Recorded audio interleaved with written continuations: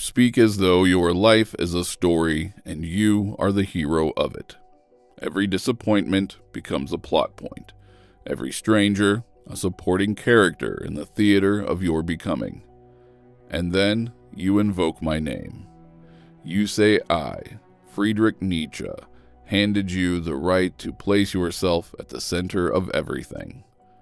So let me ask you the question that should have come first. Did I give you liberation, or did you turn it into vanity? Today, I am going to tell you what I actually meant by self-overcoming, how my ideas were taken, flattened, and made comfortable, and why this so-called main character mindset may not be a new form of power at all. Let me begin by telling you what I never meant.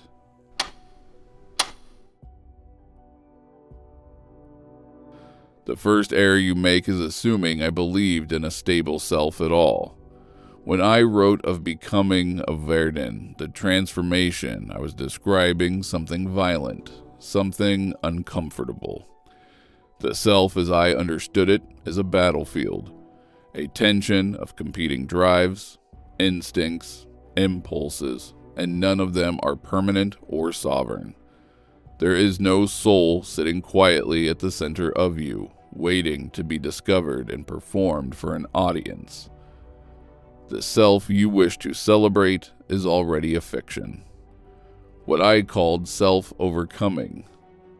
Selbstüberwindung was the demand that you destroy what you currently are, that you identify the comfortable illusions you have built around your identity and burn them, so that you can live without needing the story at all. You see the difference? The hero of a narrative requires the narrative. Remove the audience, remove the arc, the sense that events are building towards something, and the hero collapses. That is dependency at its highest. I also want to be clear about something else. I was rather suspicious of the human habit of turning life into meaning. You cannot tolerate chaos, so you domesticate it. You take the random, indifferent cascade of events that constitutes existence, and you arrange it into something legible. A journey, a lesson, a story in which suffering has purpose and effort has reward. I understand why you do this, but I want you to understand what it costs. It costs you the truth. Life does not have an arc.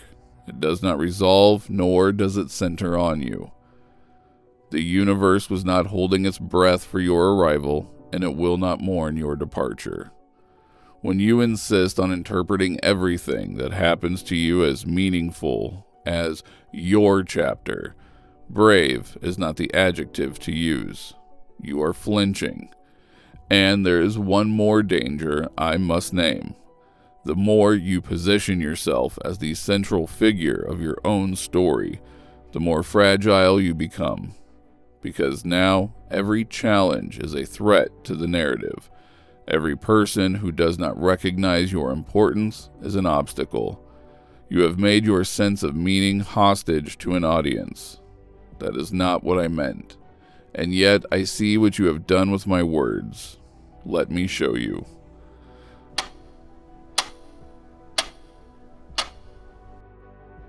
What you have built, these small, glowing rectangles you carry everywhere, these platforms where you narrate your days and curate your image and broadcast the aesthetics of your inner life.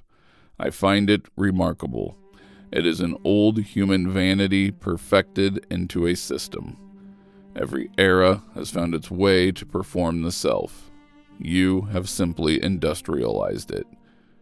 You call it authenticity. You caption it, film it. You return from a difficult experience, and instead of sitting with the difficulty, you immediately translate it into content. Your pain becomes something an algorithm can reward. This is what I mean when I speak of life as performance. The showing has begun to precede the living. You arrange yourself for the frame before you have even felt the thing you are arranging. And the short-form culture you have created, these fragments of identity, these 30-second declarations of who you are and what you have overcome, they reinforce something horrifically problematic. They train you to reduce the complexity of life into a character. They reward emotional framing over honest reckoning and teach you that the most important question to ask about an experience is, how does this make me look? The main character's psychology goes something like this. My feelings are central. My narrative has meaning. Everything that happens to me is happening for me, for my development, my story, my becoming. When something painful happens, it is a test. When something wonderful happens, it is confirmation. When someone wrongs me, they are a villain. When I suffer and persist, I am the protagonist. Do you see what this is? It is inflated self-importance wearing the mask of empowerment. And it has a cost that you rarely, if ever, think about. But when your psychological stability depends on the narrative holding together, you become exquisitely sensitive to the moments when it doesn't. You have mistaken attention for significance. You confuse being seen with becoming strong. And I think, though it pains me to say it, that some portion of this confusion traces back to a misreading of my work. So I must ask you the question directly. Does it? The answer is yes. Mostly. Let me be precise about where the distortion begins. I rejected the idea of human centrality, not only in the cosmic sense, though I was clear enough about the death of God and the indifference of the universe, but in the psychological sense as well. I did not believe that the self deserved to be placed at the center of its own moral universe. The self, for me, was something to be used in the project of overcoming. The main character framework, however, does the opposite. It treats the self as the organizing principle of all meaning. It says, I am the lens through which everything is interpreted. My emotional experience is the measure of events. My growth is the purpose of the world's challenges. This is not Nietzsche. It isn't me. This is a new kind of anthropic centrism, the individual at the center of your own perfectly managed cosmos. And I will tell you what troubles me most about it. It is not the arrogance. I was never a critic of audacity. It is the weakness it conceals. To need the narrative is to need the world to behave in a way that confirms it. It is to require that suffering be meaningful, that effort be rewarded, that other people play their assigned roles in your development. It is a form of dependence, not strength, and it often becomes a sophisticated way of avoiding genuine transformation. Why do the difficult, unwitnessed work of becoming when you can describe yourself as becoming? True strength, as I understood it, functions in the silence, without the reward of being seen or understood. The one who overcomes does so no matter what the circumstances are. Self-overcoming has been replaced in your culture by self-storytelling, and these are not the same thing. But, and I insist on this nuance, there is a partial truth in what you have taken from me, and I will not pretend otherwise. I did say, become who you are. I did argue for the individual against the herd. I did insist that the strong soul creates its own values rather than inheriting the values of the crowd.